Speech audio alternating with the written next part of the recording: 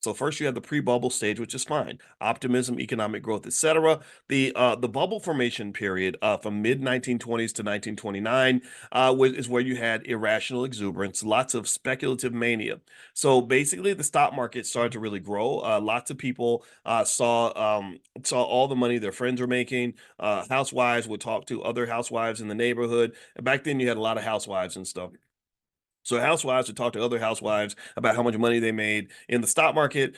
People were writing articles talking about how you can flip your money and double it really fast in the stock market. You also had easy credit. You had a lot of margin available, a lot of a lot of lending available to expand the breadth and the depth and the strength of your ability to make money. And there was also just kind of a belief that you're in this new era. This belief that you've now reached this magical economy that cannot crash. You've reached this magical, yeah. Those people in the 1800s, they were a bunch of old geezers that didn't know what they were talking about. We're smart, we're young, we know everything. So we've invented a way to avoid depressions. We've invented a way to avoid economic collapses.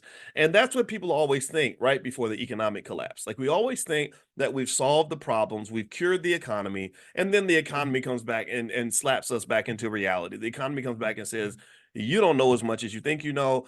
You think you know a lot, but you don't. So being financially conscious also to me means understanding not just what you know, but it means also understanding all the things that you don't know, and also knowing that the universe of what you know is like this.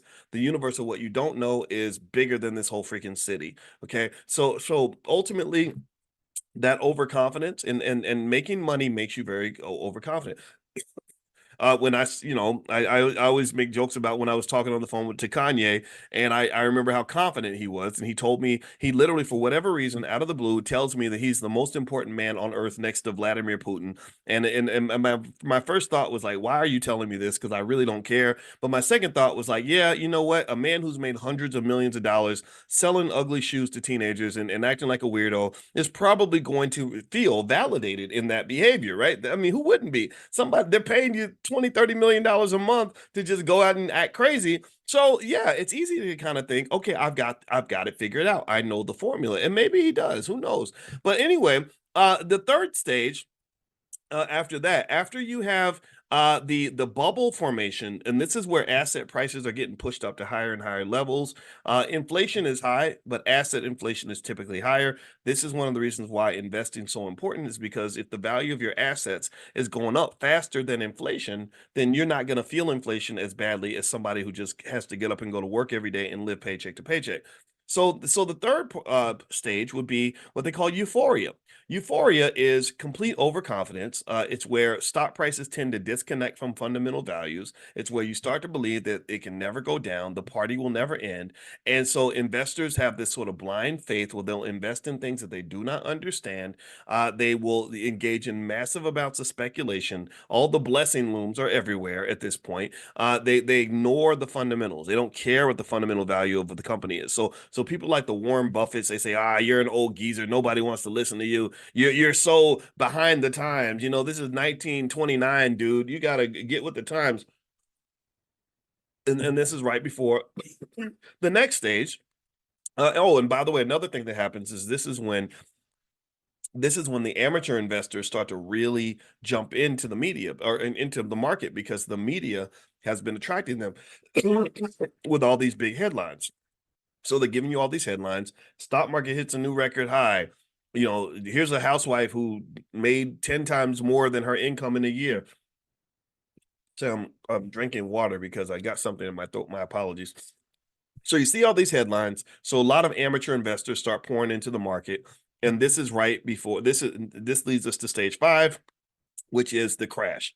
So when you have the crash, you suddenly have this panic. You have this freak out where people are like, holy crap, everything that I've been working for, everything I've been excited about, everything I think about every morning when I wake up, all my hopes and dreams are suddenly dashed, because now that stock that I own, that stock that I knew it would never go down, has suddenly dropped 50% in a day. It's collapsed on me. I'm freaked out because I did not prepare for this. I did not engage in any sort of risk management strategy. I put it all on the line. Maybe I bought real estate and I own 6 houses and I'm barely making the mortgage payment on all six. And now I'm screwed. Now I'm scared. So then what happens after that is in the middle of the panic, everybody starts selling their stuff. Everybody's like, you know what? I got to get out of here. Here, my stock is for sale. I bought it for 100. I'll sell it to you for 75. Somebody else says, no, no, no, no, no. I'll sell you mine for 60. Somebody else says, no, no, no, no. I'll sell you mine for 40. And the price just drops and drops and drops. And that's the panic. That's the overreaction. This was Black Thursday, October 24th, 1929.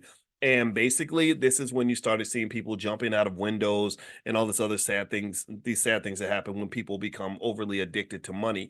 And after that, you kind of had in the Great Depression, you had this sort of aftermath that lasted for at least 3 more years, from 1929 to 1932.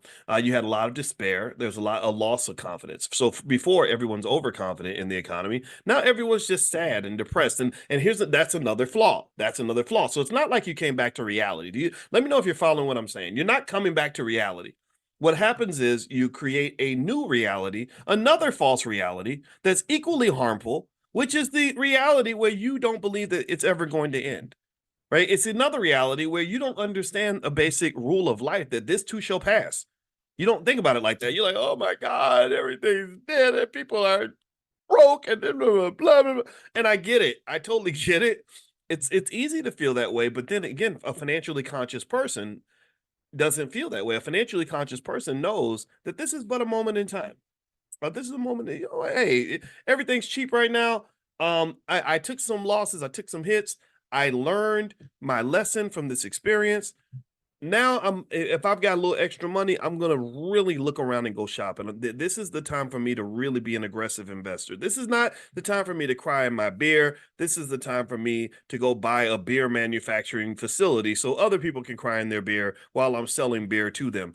This is not the time for me to be sad about the losses I've had. This is the time for me to be excited about the gains I'm going to have when this is all over. And so the people that tend to build the most wealth are people who are buying the most during that time. A lot of people don't talk about this. They never talk about this.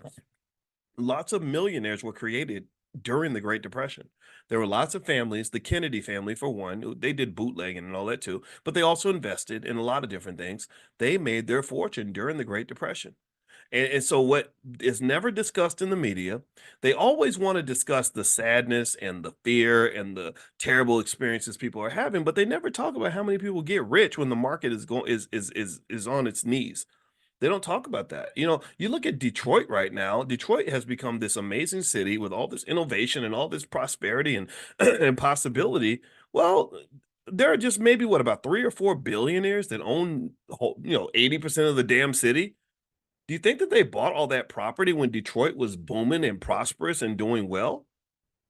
Or do you think that they bought that property when Detroit was a place where a lot of people didn't want to go? What do y'all think? I'm pausing because I want you to meditate on that moment. Do you think that do you think they just started buying property in Detroit? You think they just said, okay, you know what? Now that Detroit's doing well and now that it's safe and everyone's happy, we're going to go gentrify a happy neighborhood. Nobody gentrifies a happy neighborhood. They only gentrify the hood. And like nobody gentrifies the suburbs. You gentrify the neighborhood that nobody wants to live in, and then you make it into a better place to live, and then everyone wants to come there. Do you understand?